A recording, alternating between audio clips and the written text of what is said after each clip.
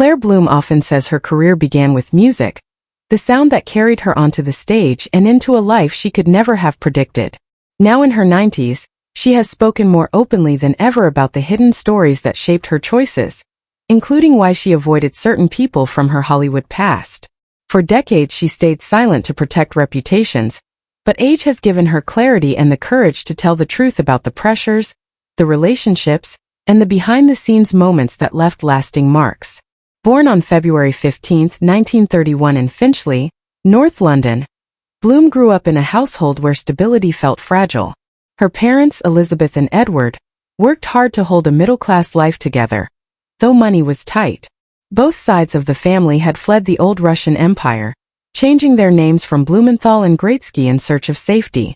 Even in England, the fear of losing everything never quite left them. By the time she finished primary school, the family had moved several times. Conversations about risk and finances were as common as bedtime stories, and that sense of uncertainty settled deep inside her. It shaped her sensitivity, her awareness of class, manners, accents, and the unspoken rules other people seemed to understand without effort. War changed everything. In 1940, as German bombs shook London, Bloom, her mother, and her younger brother were sent to the United States. Her father stayed behind, working through the Blitz.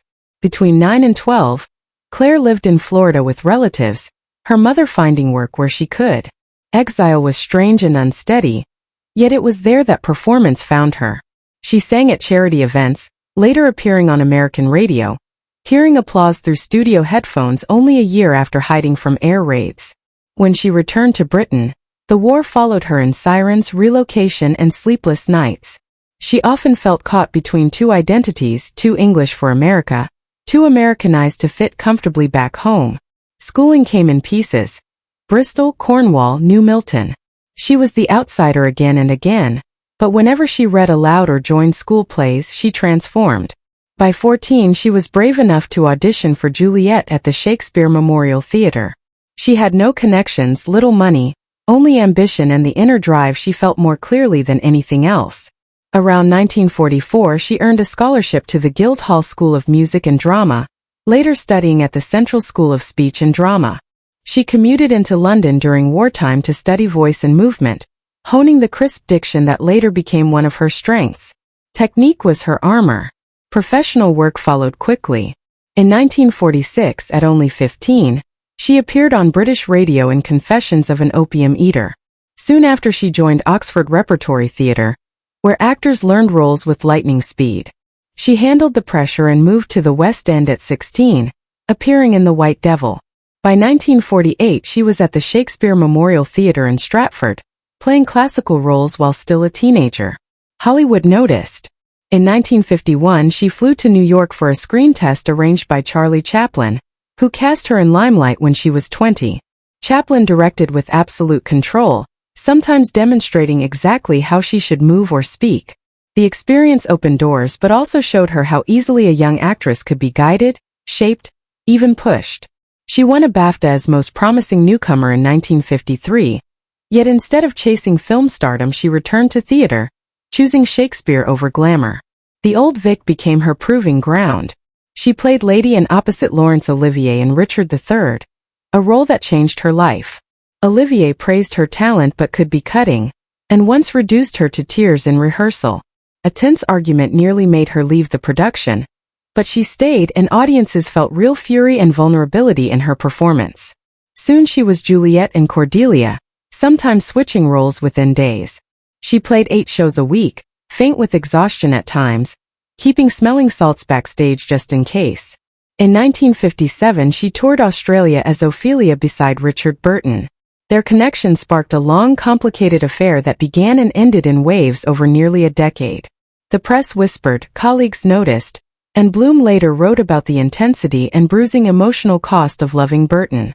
Her personal life entwined with her career. In 1959 she married actor Rod Steiger after working together in Rashomon, and their daughter Anna was born the following year. The marriage was passionate but volatile. Arguments could erupt without warning and Bloom eventually left after 10 difficult years.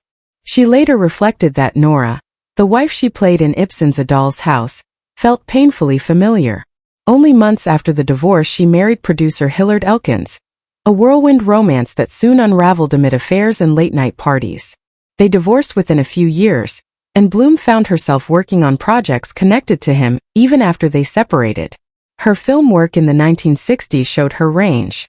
She appeared in The Spy Who Came In From the Cold with Richard Burton, now older, drinking heavily, distant. Their scenes carried tension that mirrored real life. In The Outrage, she recreated the Rashomon story in a Western setting, forced to repeat scenes of sexual assault from different angles, a draining experience that critics later acknowledged as emotionally brutal. She also starred in the cult horror classic The Haunting, playing Theodora, one of cinema's earliest coded lesbian characters. Her wardrobe by Mary Quant gave the film a stylish modern edge, and though rumors surfaced online decades later about feuds with co-star Richard Johnson, none were supported by memoirs or biographies. Bloom's sensitivity to emotional truth deepened with age. She won a Drama Desk Award for her performances in A Doll's House and Hedda Gabler in 1971. Her film roles matured too. She played Alice in Charlie in 1968, bringing quiet heartbreak to the story of a man whose intelligence blooms and collapses in front of her.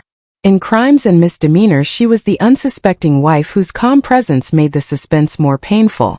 She played Queen Mary in The King's Speech in 2010 with elegant stillness, earning new generations of admirers, and was appointed Commander of the Order of the British Empire in 2013. Her memoirs revealed the private cost of public success. Limelight and After 1982 described her early film years and Chaplin's exacting direction. Leaving A Doll's House 1996 was more startling.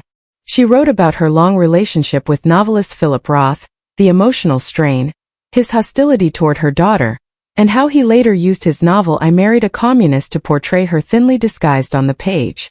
Across more than 7 decades, Claire Bloom moved from wartime evacuee to classical star, from Hollywood ingenue to respected elder of British theatre. She loved fiercely, suffered deeply, and kept working. She has said that now, in her 90s, she speaks openly because time has softened fear and sharpened perspective. Her story is one of survival, discipline, and the complicated relationships that shaped a remarkable life in film and on stage.